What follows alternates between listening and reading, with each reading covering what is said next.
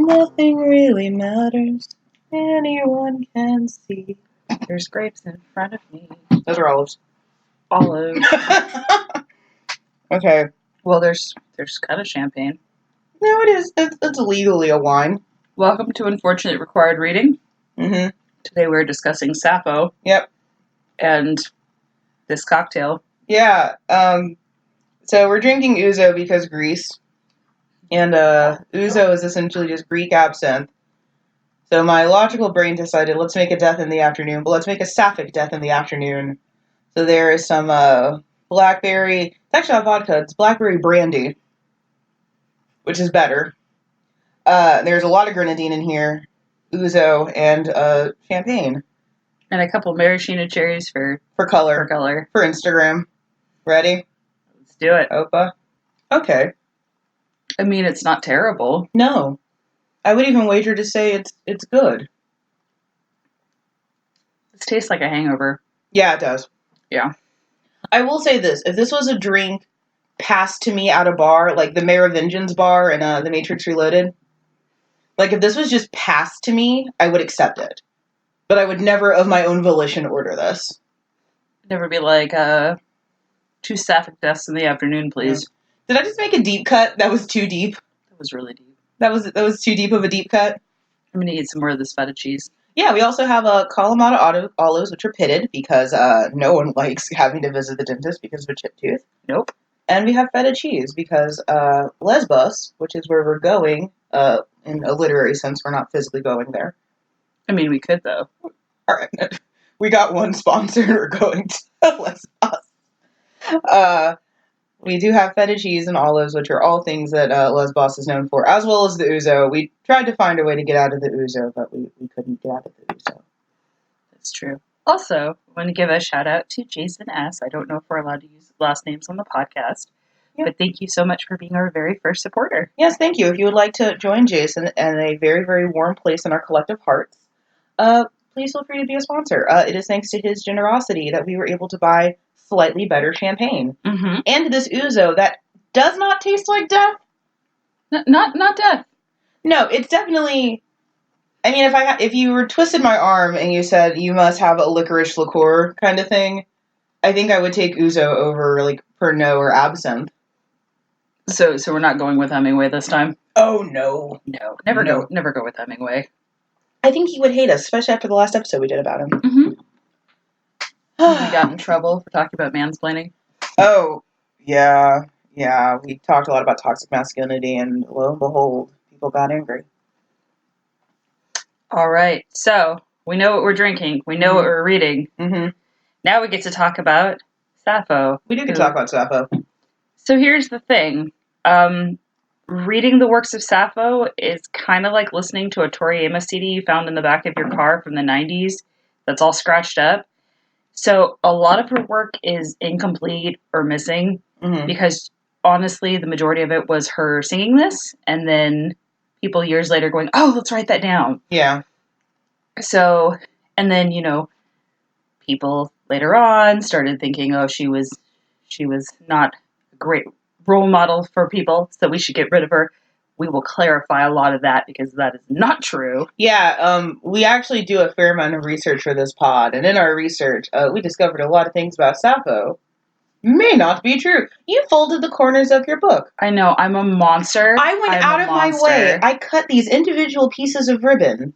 I need you to know that, and I'll put this on Instagram, Amanda has these, golden ribbons in her book of Sappho. I cut these individual pieces of ribbon so I didn't have to fold the corners of my book. I am an absolute monster who is stuck on a flight in LAX. I also have a holographic bookmark of all the planets. I mean, that works for this too. Yeah, I was ashamed because I was reading this while I was getting my hair done. I was at my white hegemony appointment. And I was going to fold a corner, and I felt like a psychic presence saying that you would judge me for this. And then lo and behold, it is I who judges. I was going to say, that is the logical, beautiful god of literature leaning down over your shoulder and going, don't bend that. Yeah. And mine was like, bend it. Because evidently I'm stuck in the demon camp. Though if you do listen very closely, you can hear sand in it because I read this on the beach on my birthday few years ago. I should specify that hers is also like a library copy, like It is. like when they get rid of it, Mm-hmm. which is always very sad. But then like you get them really discounted. And $3. You keep them on the shelf and you feel like a badass. I do feel like a badass. And it's very hard to destroy them, so that makes me happy. Indestructible. So Sappho, we only have about 650 lines of hers left. There is only one song that's remaining in full, which is called the Ode to Aphrodite, which we will read. Yes, and it is one of those things that her lines are really good. It's almost like a few years ago, if you ever used Image Fave, or like this before the days of Instagram's popularity, where somebody would just take a line from poetry and like put it on a nice background setting. That's kind of like I do that for my blog multiple times a month, ma'am. I'm sorry. I don't take... Actually, one of the first quotes I used for my blog was a quote from Sappho that was about grief shall never enter a house that courts the muse. I like it. Yeah. I like it. Sappho is very memeable. Like, I mean, I know that word has like two different meanings on the internet. Like, meme as in like a piece of literature or text or an image that is then kind of like mass reproduced and then changes depending on culture and status. Like, technically there are memes in ancient Egypt. Like, there are hieroglyphic memes, which is hilarious because you really have to know about ancient Egypt to get them. Are they like the original cat memes? Actually, kind of, yes. There's a lot of like ancient Egyptian like graffiti where like the guy working on like this one particular stela will be like, I was here, and then like the next line will be, and me too. So or a lot of like very like gross like lewd little drawings in like corners. You see that in Greece and Rome too, but that's so memeable as in we have all these fragments from her that are great one-liners. I do wish we had her poetry though. Yeah. Good Lord. So the majority of what we're going from is If Not Winter, Fragments of Sappho, translated by Anne Carson. This is probably going to be like the most complete that we've seen. I actually copied and pasted Ode to Aphrodite off of the internet because, well, there's a lot of poetry websites, y'all. Well, I do have the one in this one. Do you want to read it, or do you want me to read it? I can read it. Deathless Aphrodite, of the spangled mind, child of Zeus who twists lures, I beg you, do not break with hard pains. O lady, my heart, but come here if ever before you caught my voice far off and listening, left your father's golden house and came. Yoking your car of fine birds brought you, quick sparrows over the black earth, whipping their wings down the sky through mid-air. They arrived, but you, O blessed one, smiled in your deathless face and asked what, now again, I have suffered, and why, now again, I am calling out, and what I want to happen most of all in my crazy heart. Whom should I persuade, now again, to lead you back to her love? Who, O Sappho, is wronging you? Dang. Oh, I'm sorry, did you not know that I had a radio voice? I didn't know you had a radio voice, now we know. I kind of now want you to be like, listen, Joe, I know you're having a really rough night tonight. Thank you so much for calling in the Coast to Coast. Yeah, fun fact, I come from a bit of a lineage of radio personalities. My uncle is one currently, and my father was for a while, so. My dad was briefly a DJ in Phoenix in like the 70s. That sounds awesome. I once asked him, I'm like, what kind of music did you play? He's like, I don't know, I was high the whole time. He did remember once seeing a very attractive woman walk in, and he played Brown Sugar by the Rolling Stones and then played Rolling Stones for the rest of the night. He remembered that part. I support that. Yeah. Also, a lot of these I have highlighted. And by highlighted, I mean embossed with gold ribbon. I think we picked the same one. I think we did. Let's see. 27. Oh, God. We did! Oh, my God! Okay. Great minds think alike. I want to read this one. Please do. In her book, in the Anne Carson translation, it's page 27, but it's also marked as fragment 16. Mm-hmm. Some men say an army of horse, and some men say an army on foot, and some men say an army of ships is the most beautiful thing on the black earth. But I say it is what you love. And there's a lot more to that, but it's just like, yeah. I like it. It makes me happy. Well, I like that she references Helen of Troy in this. Mm-hmm. So here's a primer. We're probably going to talk a little bit about mythology and history in a minute, but I understand why people sometimes think that Sappho's poetry is unapproachable because it is 100% contemporary to her. Mm-hmm. And unless you were an almost classics major like me, some of this can be a little, what you talking about, Willis? There's also a lot that's missing. So even some of the fragments, it'll be like one word. You're like, okay, I don't know what I'm supposed to take from that, but I'll take that one word. I have one highlighted that's fragment 38, but it's on page 77. That is You Burn Me, just so I can have that Greek script in case I need to like write it on a curse fragment or something. It'd make a really good tattoo too in Greek. Yeah, so I love Japanese culture, and I've always wanted to get like a katakana or hiragana tattoo, but I know if that tattoo artist messes up one line, you can take one word from something and make it completely something else. So I would be very afraid to like trust a tattoo artist to be like, here's this Greek script that no one uses anymore. Happy Hunger Games on my thigh. I would really love if it actually translated to Happy Hunger Games. I would actually love that too. Secretly, yes. I mean, as long as it didn't end up being like in Chinese, like saying like mushu pork or something. I would actually kind of like that. We didn't really have a section in themes, but there is one theme that I think is very, very fascinating. A lot of the fragments that I saved were ones that talk about her virginity. Like fragment 107 on 219 just says, "Do I still yearn for my virginity?" There's a few that I saved that were about like the theme of like her virginity, which I think is fascinating because Sappho's sapphicness kind of then is brought a little bit into question. Also, she writes a lot of what could be like considered erotica. And a lot of them were commissioned for weddings. Yes. So she got called out to do wedding poetry quite a bit. Mm-hmm. So it's kind of like, I guess it's better than her version of Fiverr or whatever. I am not making this podcast timeless, I fear. I'm just like, here's a bunch of things. It's where it's going to be going back and being like, 10 years from now, people are going to be like, what the hell is she talking about Facebook? It's like, MyScape? I panicked on the internet today because there was a prompt saying, how did you spend your time on the internet before social media? And Gaia was trending on Twitter. I freaked out. I'm like, oh God, what happened? It's like, oh God. Hanging out on the live journal. Oh yeah, the Zanga. I was on melodramatic.com a lot. Yeah, we've discussed who we were in high school, which realistically not much has changed. I'm emotionally in a better place, but realistically I'm still the same emo poet. I mean, I want to die a lot less, so I mean that's good. That's good, right? Yeah, that's positive. I mean, I like her work. I lament that we don't have more of it. Because it does very much feel like someone made like those fridge magnet poems of like cool things. We have the poems on the fridge downstairs. I love it. I like fragment 48 that you came and I was crazy for you and you cooled my mind that burned with longing. Yeah. I love it.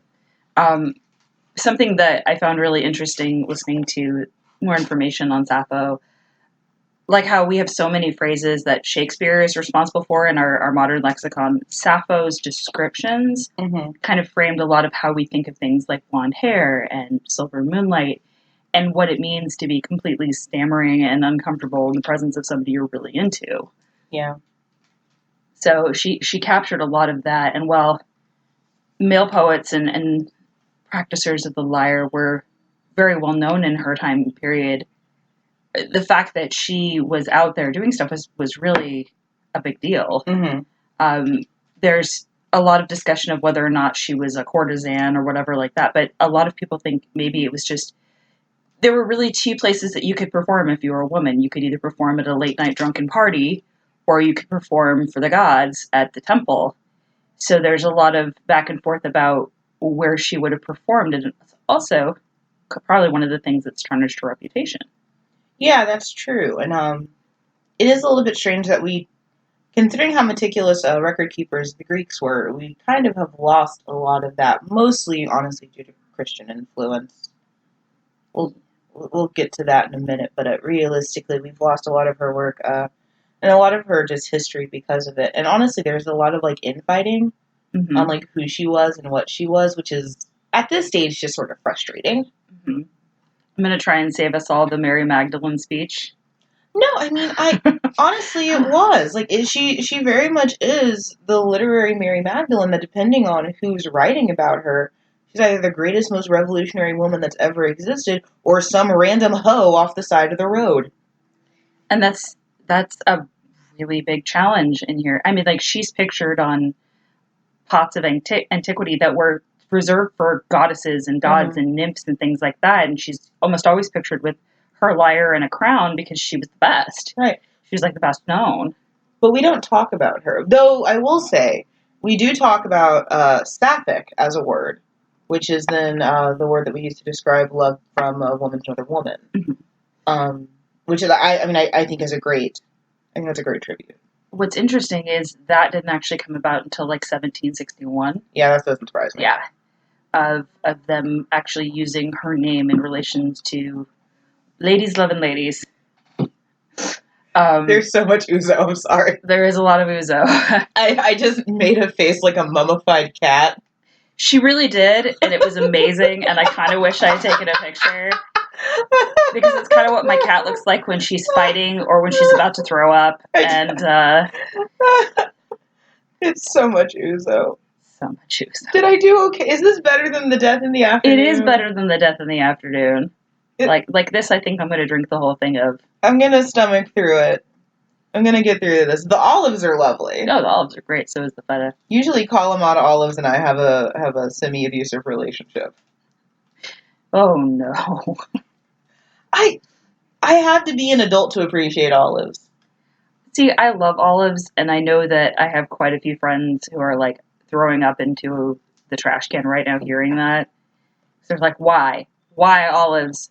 I don't know. I like them. I like weird stuff, okay? I do wonder, like, when it comes to, like, the etymology of food, why does this exist?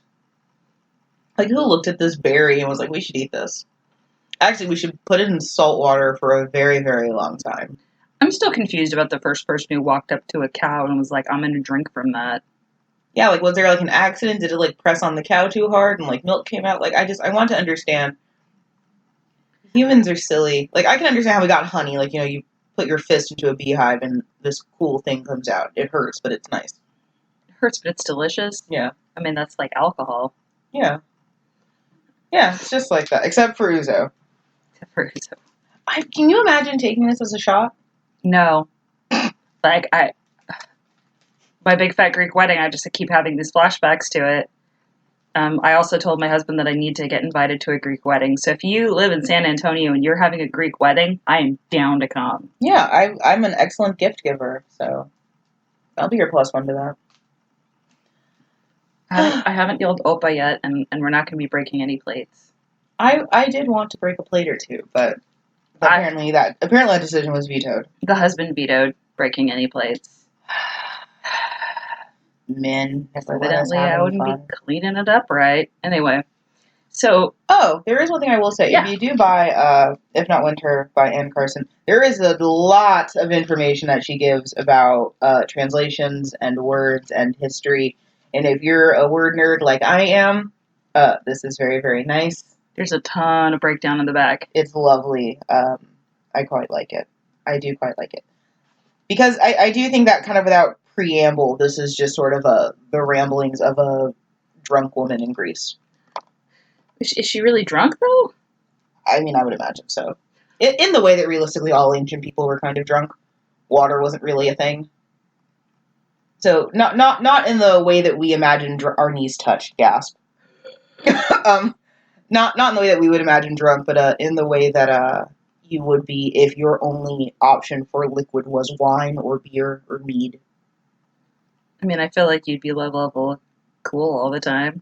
Yeah, that actually might explain why, in so many ways, these societies were, air quotes, looser than ours.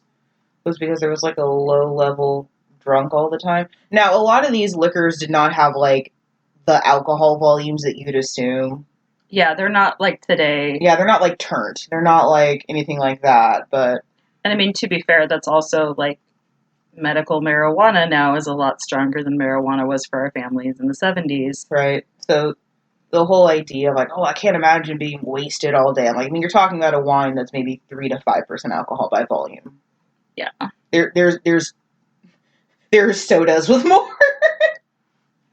So what's really interesting to me too is that a lot of times Sappho is just referred to as the lesbian maiden, and it's just because she's from the island of Lesbos. Mm-hmm. And then that term ended up becoming a big thing for women. Yeah. Which is interesting because I got to tell you, a lot of the reputation that Lesbos got was for fellatio. So what the hell? I still don't know how that term ended up going to women, but yeah, I mean, I do understand Sappho, because if anything to me, Sappho almost sounds like another great bicon. Yeah. We got 2 bicons. Oh my god, it's almost like there was a plan. There was no plan. There was kind of a plan. You had a plan, Confided. I had a plan. Were we have to change houses for you? Of course I had a plan. It does seem like I would be curious. That was one thing we didn't research. I admit is that I would like to know the etymology of when we started using lesbian and refers to Lesbos, because contrary to popular belief, it was not a giant lesbian colony out in some island. No, it was almost more like if you know a lot about ancient Roman history, it was a bit more like Pompeii. It was a pleasure island. It was kind of a lot like San Francisco too, where hippies and free love. No, where like it was a center for education and intelligence and, you know, worship of the gods and marijuana. But, you know, everybody out there was like, hey, the people from Lesbos are pretty hot, and, you know, they all have this different accent. I mean, that was something they were considered to be more exotic because they had an accent that sounded more like they were from Asia. Mm-hmm. And so people ended up being like, yeah, you know, this super exotic island. But then there was a lot of infighting politically, again, like San Francisco. And it ended up being a whole thing where they ended up getting a bad reputation as an island, which unfortunately years later translated to Sappho having a bad reputation. Mm-hmm. Realistically, a lot of the Greek islands didn't get along with each other. No. Like the city-states didn't get along with each other. Like Athens didn't like Sparta. Sparta didn't like anyone. Am I wrong? Sparta was like, GTFO, also we're taking over this area. Well, originally it was the Athenians that started the Melian conflict. Like, before the Peloponnesian War and everything, like, it was the Athenians that started the conflict, and then the Spartans just responded in kind. And then the Spartans were terrible to the Melians, and everything was bad from then on. Hi. So much drama in the BC. Oh, just so much. Like, this whole... I think the Greeks were, like, the first great, like, spin doctors. Because if you look at, like, Greek pottery, everything was great all the time. And that's just not the case. Look at these women are having a great time and they're all naked. You should come to Greece. Yeah. But then when you read, like, actual Greek history, there was a lot of infighting. There was a lot of complaining. There was a lot of these city-states not liking each other. There was a lot of that. Also, the idea of Greek democracy is a lie. It was more of a republic kind of thing. Is this kind of like the difference between, like, Austin and Dallas? Yeah, I would definitely say that, but with more spears. So, is Texas basically Greece? Yes. Well, so do you know about the 6 Californias, right? The 6 Californias movement? I do know about the 6 Californias movement. I will tell our audience. So okay. Don't worry. Thank you. I just made you the look. You did. So 6 Californias was, I think it was some kind of, like, litigation. Like, someone wanted to make it, like, a law or something. That basically said that California cannot have one governor. Realistically, every part of California is so different and so radically different from each other that you couldn't have a governor who was responsible from, like, Oakdale to San Francisco to LA to, like, touching Mexico to touching Oregon. Like, you can't do that. You can't have someone who's in control of all of that. And having just got back from Eureka, I'm going to tell you that's pretty accurate. I mean, I grew up in Southern California.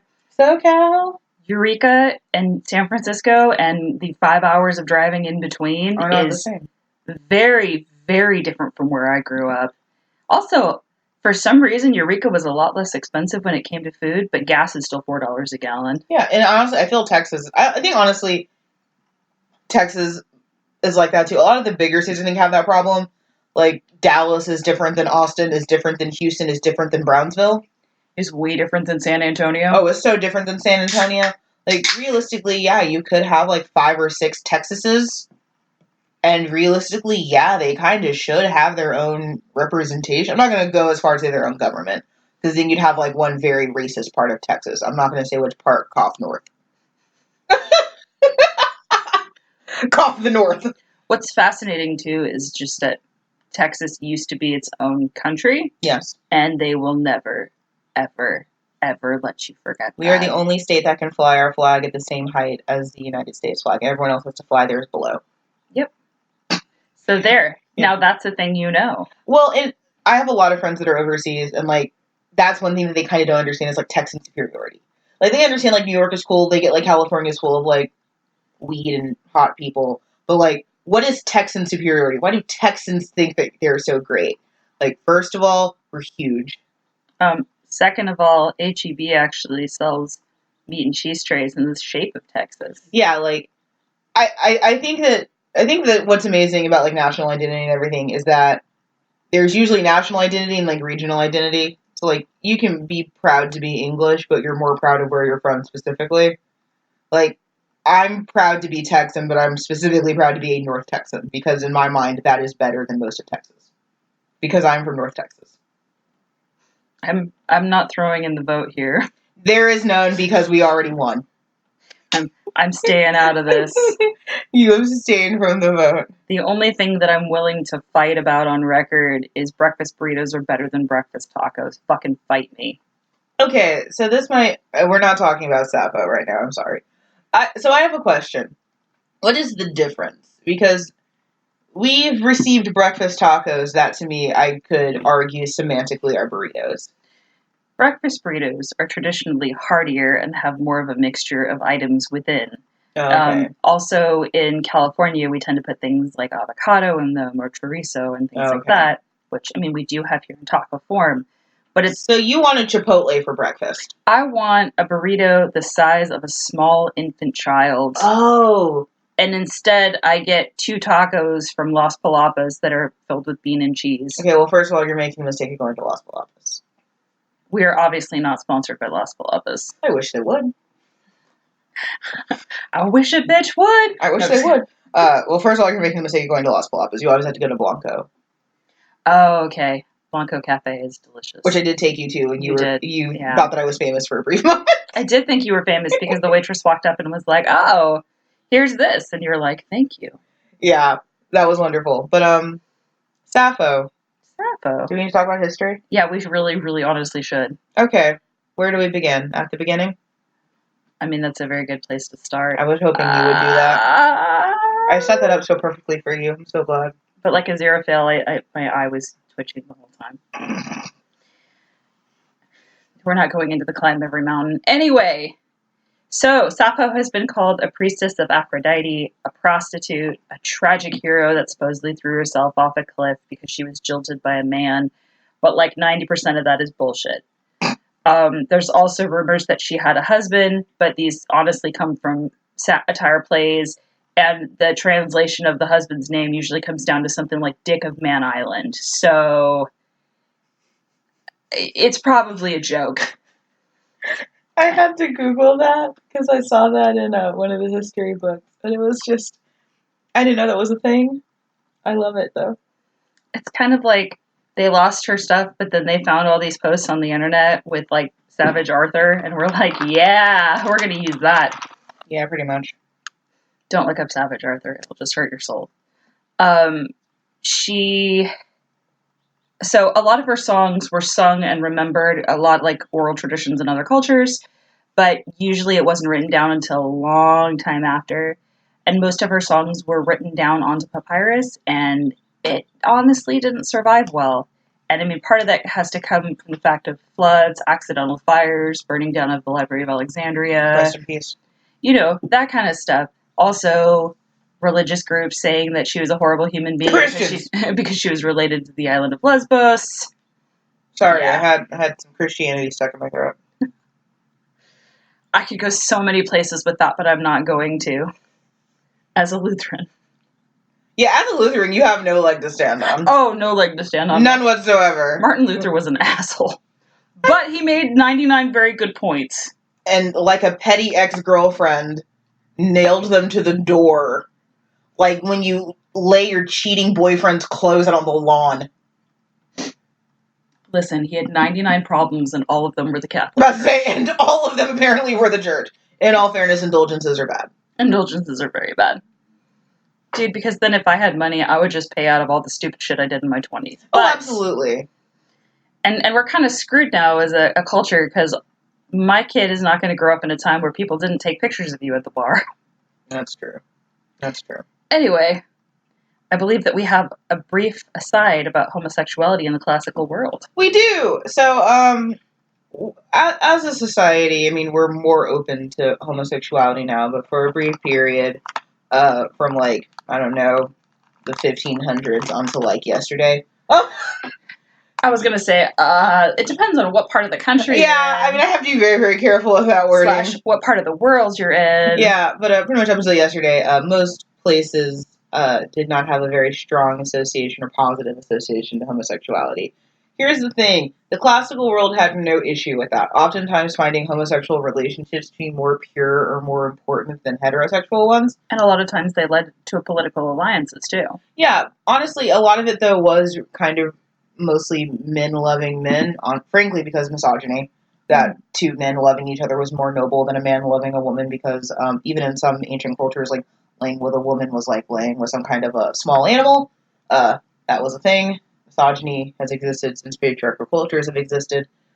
Spartans did prize love between two men. In fact, actually, it was a whole island full of kind of gross relationships between older men and younger boys, which I'm not going to lump into homosexuality because pedophiles love to try to add themselves into the LGBTQ family, and no one invited them to the barbecue. No, they're not invited to the barbecue. No, we actually have a restraining order. There are people armed at the gates with brooms. We keep trying to get them out, but then straight people who don't like gay people will try to add them to our family, and we don't want them there. Please stop adding pedophiles and also bestiality into LGBT. It's not the same thing. It will never be the same thing. No. Please, kindly, see yourself out the door. Yeah. Jonathan Van Ness, who was on Queer for the Strike, I recently found as non-binary. And of course, he, and I'm still gendering himself he, because he genders himself he before you come at me. Saying, you know, sometimes I feel like a man, sometimes I feel like a woman, and the comments were full of, like, sometimes I feel like a helicopter. And it's like, you know what? If you feel like a helicopter doesn't hurt anyone, go be a fucking helicopter. Van Ness, like, pulls off dresses better than I do, so... Absolutely. Like, dang. Like, the whole idea that, like, well, sometimes I feel like a motorboat. Girl, bye.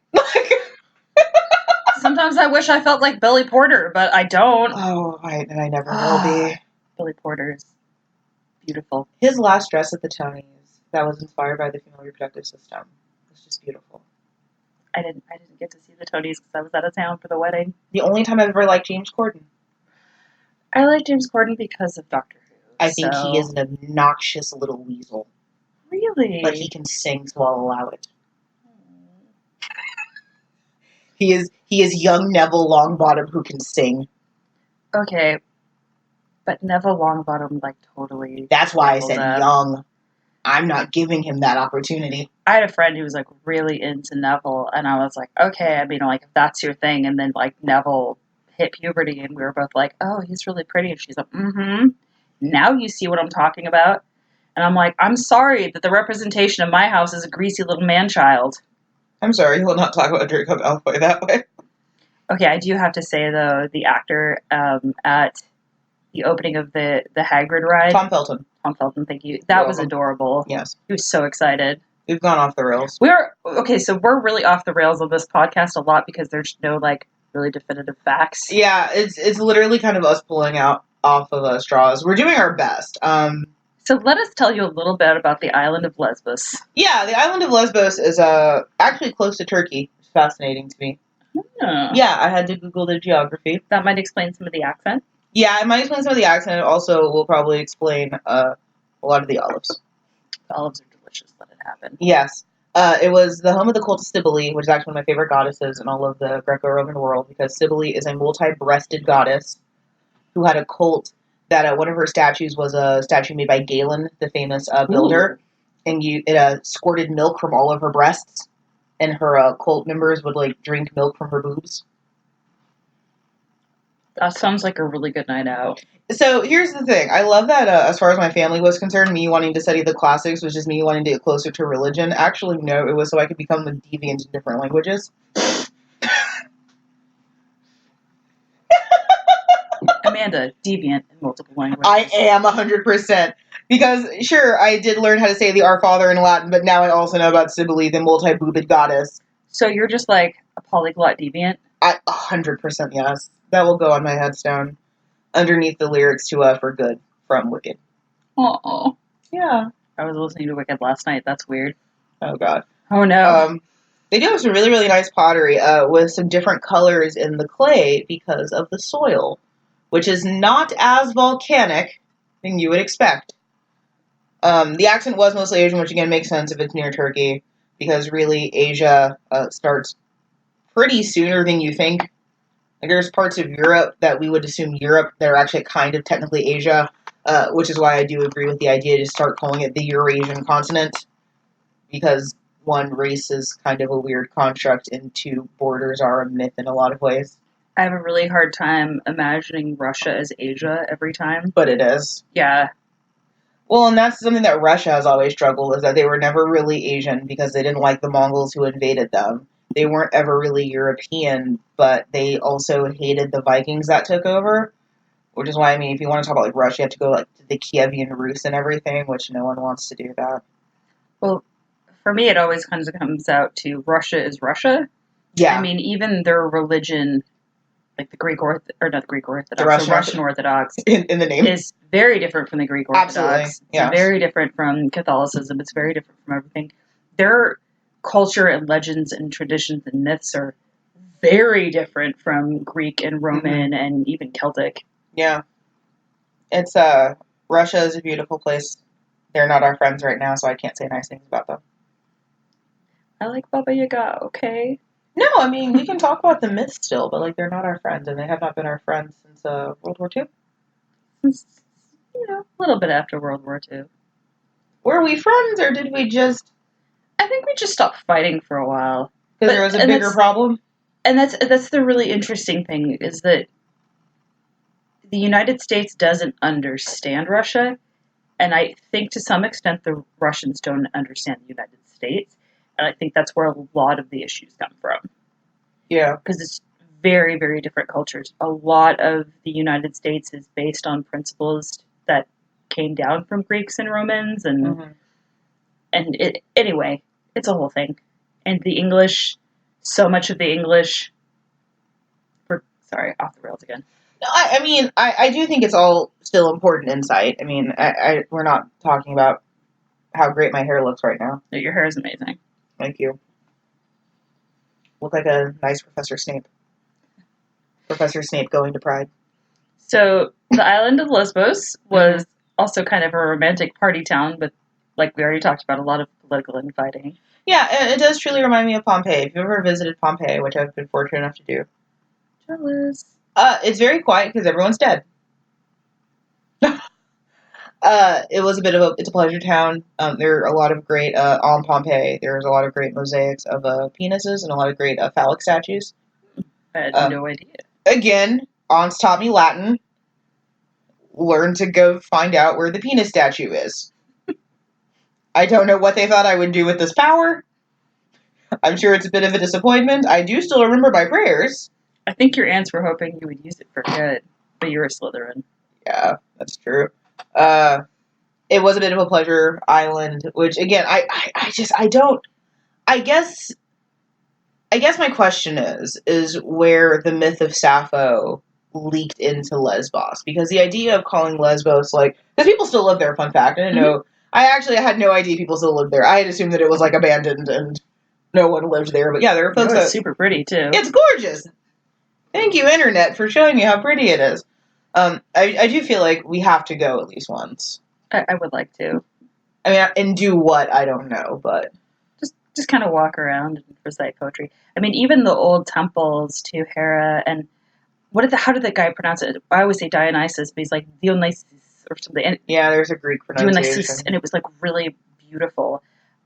and Zeus, and the temple now has some columns and things like that that have been broken down, but they were saying at Sappho's time it was made out of wood, and it was more of an afterthought. It was just like, hey, this is a holy place, this is holy land to our gods. So that's likely where she came to perform, like was out on the outskirts of this temple, and to sing her song and her music, and then probably got some patrons coming by and saying, hey, do you want to sing at my wedding? And she's like, heck yeah. I would love to have Sappho sing at my wedding. There's a gentleman right now who is trying to reconstruct some of the fragments and the way that things would have been pronounced in Greek, and trying to recreate her music. And it's haunting. It's really haunting, but it's gorgeous. Yeah, it almost reminds me a little bit of like ukiyo-e and like how geishas performed, like singing these like very like haunting, almost like melancholic songs. Just sad. But with a strange amount of opticism that is culturally doesn't always translate well. And I mean, Sappho is more known during our time period, well, and the Romantics, as possibly being, a little more out there sexually and being, from a deviant place. And it's like a lot of it comes from the fact that, years later and translations later and satires later, there was more of a description of the island and how it used to be.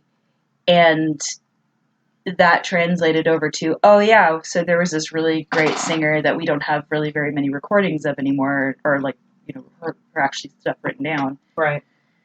So that's fun, especially when you start going through things where there is a belief that she threw herself off a cliff for love of this ferryman. Which didn't happen. But it probably, like 99.9% didn't happen. If anything, it sounds like something that the Greeks and the Romans did a lot, which was say that things that happened in myth also happened to important people. So that sounds a little bit like a bastardization of one of the tellings of something that happened in like the underworld, like the Hades or something. And they might have just attributed that to Sappho, and again, like the Greeks are of that culture, so they know she didn't literally fudging do that. By the time some fancy man in the 1600s comes along and is like, oh, listen to this nonsense. Well, what's interesting, too, is like the Romantic period, there are paintings of Sappho with her breasts hanging out and looking like this forlorn, brooding poetess with just, her tits just out there. Like, Same, but... I guess when you're super brooding and sad, like, I don't know that I just sit around with my tits out, but, maybe I should. Maybe that's helpful. Yeah, maybe that'll help. Yeah, we do have to talk about this almost like myth of Sappho that I think we both kind of hit a wall against when we were doing research, because I know I definitely walked in with a lot of preconceived notions of who Sappho was. Same. And then you actually do the research, and actually it sounds like her, I don't want to say boring in the way that she wasn't an extraordinary person, but like was definitely a little bit more conventional than I think anyone likes to give her credit for, which again does not take away from her work, but definitely not necessarily the scandalous figure that I think the Romantic era kind of made her out to be. Right. And I know you were saying that there was a lot to do with Alfred Lord Tennyson and... Oh, yes! Oh my god! Tennyson, I think, is like half the reason why we have this image of her, like, with her tits out and everything. Realistically, a lot of the poets are around the same time. We can thank Percy Shelley for this whole Kubla Khan nonsense, and Baudelaire did that too, and Lord Byron. Like, all of these guys, I know I'm conflating some time periods, but relax, only the Romantic era stopped, and Victorian era. Leave me alone. Throw in the leave me alone. Yeah, we have, and again, it's a lot of men writing this stuff who come across a fragment, and they just imagine, oh, this beautiful waifish whore out writing poetry and lamenting after women, which was forbidden. It wasn't. Calm down. Which is really funny, too, because this whole, like, oh man, so sexy forever. You also gotta remember that there are some songs about how bad her knees ache. And how tired she is. And I'm like, yeah, no, I'm here for those. Yeah, I'm also here for those. Sappho very much feels like a mood board. Yes. And there's actually on Twitter, there's somebody who runs it called Sappho Bot. I was going to say, is there a Sappho Bot? And it is phenomenal because it's just these fragments of Sappho, they get popped up. And it is from the Anne Carson translation. It's just wonderful. Like a lot of, I mean, you can build a nice simulacra of who she was. And honestly, I think it's in reading her poetry that I do have a more complete image of her. It is in these fragments that I have made her whole. Ooh, that was poetic. I know. You've been inspired by Sappho. I have. I always know I do well when there's a very specific look that Tori gives me that I quite like. But it's true. I mean, I've learned a lot about Sappho through her poetry, more so than I ever could by looking at waifish paintings of her. I do have to ask though, is it the look I give you when I'm like, oh, that was a solid point? I think like it's distinct looks, but they all like release the same dopamine rush. So my brain is just like, I did it good. I did good. Yeah, at this point, I do feel a little bit like a knowledgeable parrot. Get you some stickers. Oh my god, please. But not knowledgeable parrot ones. Like I am a former Girl Scout and an only child. Nothing would make me happier. Dude, do we get to make patches? We could. Finished a Sappho, but like anyway. If Welcome to Night Vale can have patches, we can have patches. I like the patches. Yeah, I do too. I think my fear with that is being outed as a weirdo. I mean, not that I hide it well, but like that like confirms it. I've been using my unfortunately required reading cup at work, so everybody kind of knows now. Which is not at all a request to buy a merchandise. Shameless merch plug. I worked very hard on those designs. I'm glad they look good. They're in Redbubble. I'll put another link up. You can also find the link on unfortunatelyrequiredreading.com. But so here's why I think we're doing this. One, because it's Pride. Mm-hmm. Two, I didn't have to read Sappho. And I'm assuming that you probably didn't either. I did not have to read Sappho either. We had her mentioned and stuff when we were reading Lord Byron and Tennyson and stuff like that. But I do think that's a bit of a shame. I can understand why she's difficult to cover curriculum-wise because you have fragments. I have a hard time with the word fragment now because I do know this one little piece of Greek history that we get the word ostracize from the Greek word for ostrakon, which was a practice that they did, but if someone in society was particularly annoying you could write their name on a fragment, and if too many people voted for this person, they would have to leave the community. Wow. Yeah. And, like, there was one guy, I don't remember his name, but it did happen where he was just a good guy. He was just a great guy. And eventually some people voted to have him out because he was too good and no one else could live up to his standards. Wow. Yeah, so then they ostracized him because he was just a good, chill guy. You're too nice. Get out of my That's town. literally what happened. Pre-Christianity, almost like you don't need Christianity to be a decent person. Your Kermit side drink. It's times like this that I'm frustrated with Christianity because, again, like, a lot of the shame that comes with homosexuality came from the Christian church. I'm sorry. Like, yes, a lot of early, like, classical homosexuality was rooted in misogyny. Yes, it is true. But that shame, that stigma, that hatred came from Western influence. Like, I'm a huge fan of, like, anime and Japanese culture. Japan has very, very strict sodomy laws that still deny the rights of gay people in America, in Japan. Like, that's a truth. That did not start to become a problem until Western influence. Japan didn't give a hoot and a half about two men loving each other until Matthew Perry and until Western influence and until some other culture told them they should be ashamed of that. And now, to this day, they have some of the strictest laws regarding sodomy and homosexuality in Asia. Well, developed Asia. And it's frustrating. It's frustrating that that's the legacy of Christianity is repression. Which is really interesting because if you actually read the New Testament, you read the original translations. No one gave a fig. I know, but I'm just saying, like, if you're reading it, you're reading like some Second Temple texts and stuff like that. It's not the intention. Yeah, that's I know what I'm you saying. know that. Like, I know, but I'm just like that's the thing is like no one in the Bible gave a fig about that sometimes. Now, Old Testament had a lot of concerns about that. Yes, New Testament didn't. Calm down, Becky. A lot of it, it is translation and it is control. It is controlling things you don't understand. See an entire folder on women. Yeah. What's really fascinating to me is whenever somebody pulls out, 2 Timothy, about women not being allowed to preach. That was for a specific church, and it was because there were a bunch of women from other temples that were coming in Mm-hmm. and preaching about their pagan gods. Completely different. Yeah. Anyway. I mean, we could have an entire different podcast on our angst with Christianity. Oh, my 25-minute rant on Mary Magdalene. I mean, I've read the Gospel of Mary. Like, I was raised Roman Catholic, and I admit I found so much frustration with how the church just omitted these things. Because it's not like, you can almost see in glimpses that someone wanted to talk about this, but they couldn't. Mm-hmm. And actually, we have a lot of King James to thank for that. So, oh, yeah. So thank you, King James, for ensuring that we did not know about a lot of cool things. Though also, I mean, you did start the gunfire plot, so. Yeah. I mean, the gunpowder plot was bad. Like, that was bad. But, I did not have to read this. It is Pride, and it seems as if by serendipity that we've covered 2 possibly bi authors. Which is phenomenal. Which is shocking, because I know I have my short story that's due next week, as Tori has so lovely started the trend. Sorry, I just really love Margaret Wise Brown. Like, no, you did great. So much. No, you did great.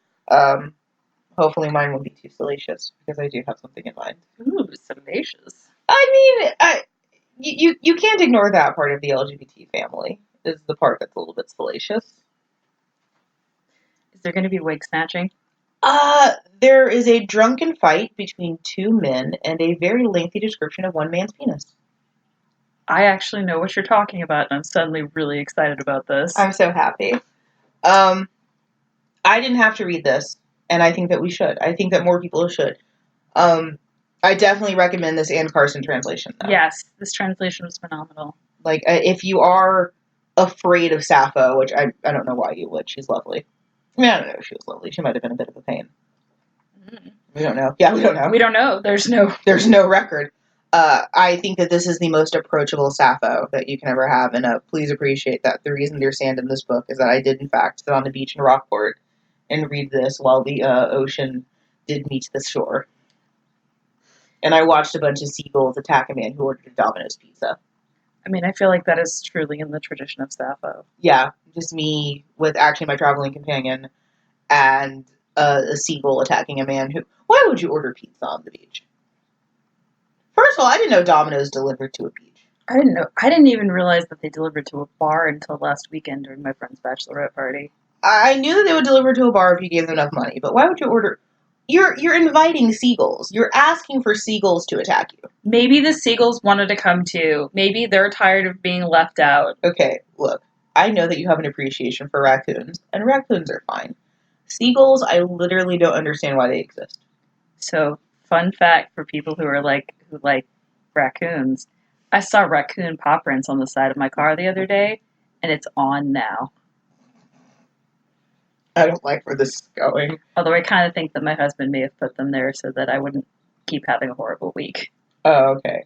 As I say, are you going to be like the opposite of that woman at the Applebee's who did not like the baby possum? I am 100% the opposite of that woman at the Applebee's because I would have been ordering it appetizers. I sent Tori a message that was a headline that said a woman was not charmed by a baby opossum at the bar of an Applebee's. And the woman was upset, and she, of course, asked the baby possum to be removed. I would have had some concerns about why there's a possum in the bar. I would like it to be removed to my table. Like, I would like to hold on to it and feed it cheese fries. Is that a problem? But also, probably for anybody who actually rescues possums. But also, realistically, if I'm at an Applebee's, just leave me alone. If I'm at an Applebee's, I'm there for a reason. And just leave me alone. I'm going through it. What were we watching last night? What were you watching last night? We were watching John Wick 2, and I feel like there was some line about not being able to go to an Applebee's.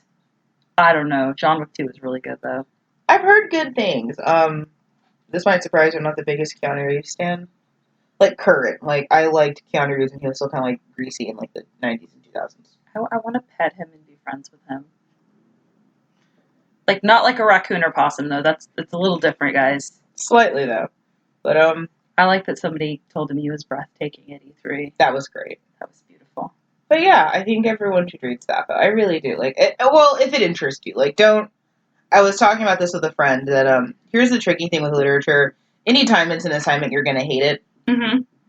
I hate it. Yeah, that's kind of why we started this podcast, is that, it's been nice to kind of realize, hey, these things that I was forced to read, maybe I don't hate them as much. Oh, there are so many things that we've read that I had completely maligned because it was like, you need to read this in a week. And I'm like, okay. I mean, I think that I'll still hate Ethan Frome. Oh, we're going to have to cover that, aren't we? Yeah, I mean, we're going to have to read Hawthorne, too. Yeah, I mean, we're definitely, this is not a softball at any of the books that were just bad. Like, I'm still going to hate Ethan Frome. If anything, I might just hate Ethan Frome more because I'm older now and I'm bored. I kind of feel like Nathaniel Hawthorne is cursed because of his ancestors to just be incredibly boring and try to hit you over the head with symbolism. But I also hate that because America didn't have culture until, like, the jazz era. We have to read him. We had borrowed culture. Which is not the same. I think Boston would disagree with you. Okay, and if they can fight me on it, I'd be happy to accept it. What were our resources? So we have If Not Winter by Anne Carson, which we've talked about quite a bit. Women of History, Sappho, which was on, it's like a free thing that's on YouTube. Woo! We have Sappho, Love and Life on Lesbos, which is on the history podcast stuff from, it's on YouTube. Mm-hmm. I will include the link in our show notes. Mm-hmm. And Stuff You Missed in History Class, Sappho, who did an incredible job. Thank you, ladies. I love Stuff You Missed in History class. It's wonderful. I mean, so good. I was listening to it at work in my headphones and just going, oh, I had no idea. I will say the majority of the stuff that I took for this outline came from Stuff You Missed in History class and Sappho, Love and Life on Lesbos. I stopped listening to podcasts at work because I was listening to lore one day and I had to like throw my headphones like, no! Although he's like one of the only people I've ever listened to that can actually pronounce Bowtree correct, so... Yeah, but also he did a lot of work to pronounce it correctly. Yes. I like... And then he fixed the way that I pronounced it. Like me and Howda. Like you and Howda. Which now I have to specifically train my brain anytime I'm like looking at you to be like, Howda. When I was at Specs last night, they had a Van Gogh Howda. And I was so like, you're fucking with me. You're just, because it's not Van Gogh and Gogh. Like, it's like a guttural kind of like breathy noise that you'd probably make before or after sex. And this completely just explained all of that episode of Doctor Who to me. Did it? Yes. Yay! Anyway. I'm useful. What are we doing next month for your birthday? Next month is my birth month. So if you'd like to give us a tip or if you'd like to be our sponsor, that is a good time to do it. As a present to me, your all-knowing and all-powerful literary analysis goddess. I don't know. So we're actually covering some Edgar Allan Poe. I'm thinking Telltale Heart.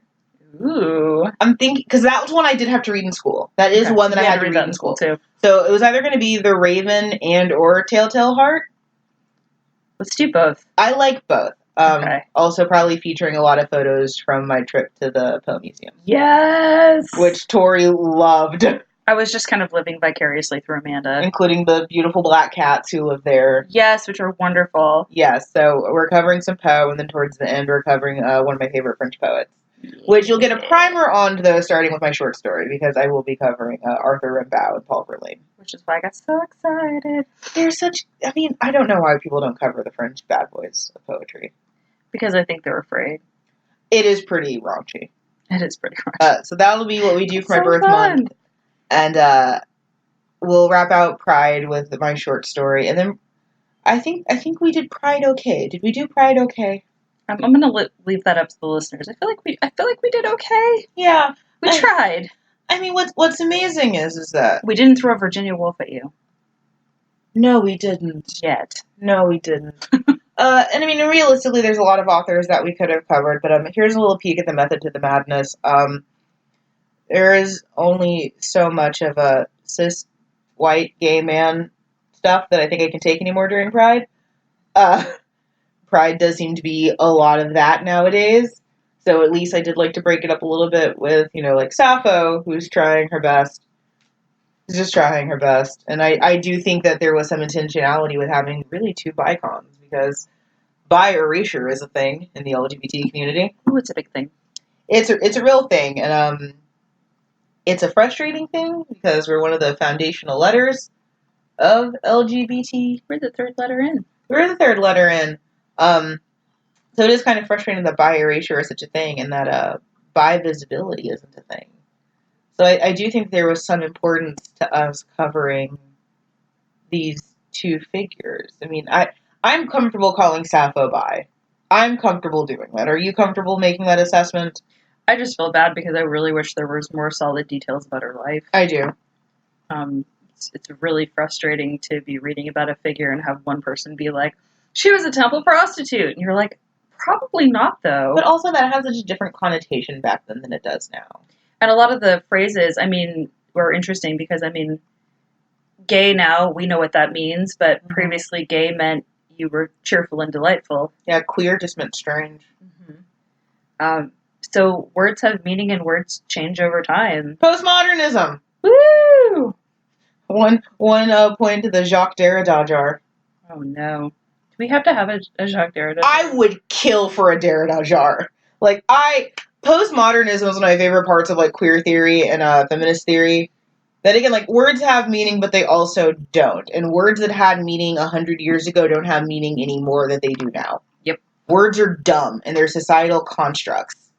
I love words, though. I love words, too. I like when you use them for good, though, not evil. Yeah, but again, these things are societal constructs. We have supplanted so much onto Sappho because of our societal constructs around what these things mean that almost rob her of her agency. We have such an idea of what it means to be on Lesbos and to be sapphic that we collectively, not me and Tori, because we're doing fine. We are. Okay, good. I think we are. I think we're doing okay. That we collectively as society have put upon her. That, you know what, we could find a fragment tomorrow that Sappho was totally straight. And it was just one of those drunk girls at a bar who got a little bit gay when she was drunk. Listen, they are the oracles of Delphi of our modern age, okay? Yeah, that is 100% true. Drunk bar girls are the best. Thank you for that meme on Facebook that is the drunk girl at the bar who tells you that even though you've been hurt, you will find love again. Absolutely. And I'm like, you will. I was that girl. My friend was also that girl. I will not use her name because I think she'd be mad at me. Probably. But we were the ones that were walking around the bar going, you're so beautiful. It's gonna be fine. You're gonna be fine. I don't understand why you're crying. Do you want a shot? You want a shot? We that could have been Sappho. That she could have been some chill woo girl. Listen. Do I have to explain what a woo girl is? No, we're not explaining what a woo girl is. Because it's honestly one of my favorite things. Just go watch what is it? How I Met Your Mother? Yeah. Because I realize that I'm a bit of a woo girl. On the right alcohol, fun fact, I'm African American, which means that I could either process malt liquor or I could understand poetry, and I chose poetry. I cannot process malt liquor. Please make that a t-shirt. I will. I cannot process malt liquor. I can't. So there was one Thanksgiving that I was drunk off of cranberritas. Oh, wow. Canned cranberritas. And I fell. I was face down in the dirt. She said, this doesn't hurt. It was bad. And just cackling and a nightmare. Malt liquor makes me a woo girl. And yes, I did just make an allusion to face down. You're welcome. I once was with my friend who recently got married, who I love very much, but I'm not calling out right now. And we had spent the night out at a bar, and her bartender friend was hooking us up, which was really nice. Yeah. And the next morning, we were supposed to do a 5K. Why? Do you hate yourself? I did. I woke up. I threw up. I walked to her bedroom door and knocked on it and said, I've already thrown up. Are we doing this? And we did. And our team name was Bloody Mary Full of Vodka. And it was a reference to Archer. And we made it. We walked the whole thing. But I ended up finding some ladies' car keys and saving the day. So that was pretty cool. I would like for you to know that in our entire friendship, I will never make you walk a 5K. I like walking 5Ks because then I feel like I've actually accomplished something. Okay, well, usually they give you a medal, and then you can be like, yeah, so I did this 5K on my honeymoon. True story. I did a bunch of 5Ks when I was a kid, but I'm fat now and lazy. But I'm excited for next month. I'm excited for the continuation of this podcast. November, we have a 1 year. Oh my gosh. We should start taking suggestions what we should do for our 1 year. I mean, I'm worried that people are just going to add us, please just shut up, but I wish someone would. Amanda will find you. And There's she'll a- wear your skin as a coat. That is, I will go full Wendigo. I will make a fine coat of your pelt. So, for people who want to be made into a fine coat of pelt, here's our social media. Yes. Unfortunately Required Reading on Facebook. Unfortunately RR on Twitter. Unfortunately Required on Instagram. UnfortunatelyRequiredReading.com, which is probably going to be the best place to find the above. It is. And if you want to suggest a book for the podcast or have a funny story or really hated your English class or something like that, email us at unfortunatelyrequiredreading@gmail.com. Or if you have any, like, corrections. Like, I definitely don't want us to sound like we're infallible. I mean, I'm infallible. Are you the Pope of the podcast? Yes. Oh, God. Have I never told you what I want my Pope name to be? What do you want your Pope name to be? I want to be Pope Joan II. I like it. Yeah, Pope Joan may or may not have been real, but her story is amazing. I'm going to eat some more of this feta cheese and some of these olives that I mistakenly called grapes earlier. I mean, they're good olives. They're Target olives. I was gonna go to Whole Foods, but Whole Foods on this side of town. Forget Whole Foods. Go read a book. Go read a book.